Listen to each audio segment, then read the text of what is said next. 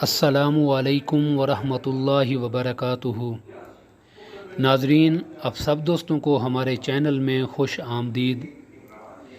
ناظرین، آج میں آپ سب دوستوں کو آقا کریم صلی اللہ علیہ وآلہ واصحابہ وبارک وسلم کی بہت ہی پیاری حدیث مبارکہ سناؤں گا۔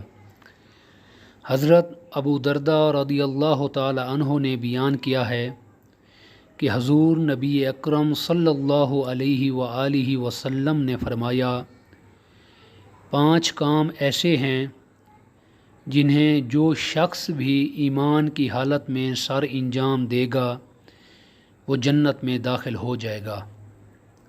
وہ 5 کام کون سے ہیں؟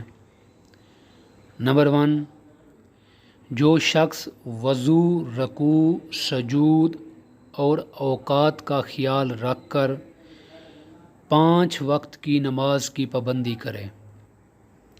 نمبر 2، رمضان کے روزے رکھے۔ نمبر 3، اگر استطاعت ہو تو بیت اللہ کا حج کرے۔ نمبر 4، زکوٰۃ ادا کر کے اپنے نفس کی پاکیزگی کا سامان کرے۔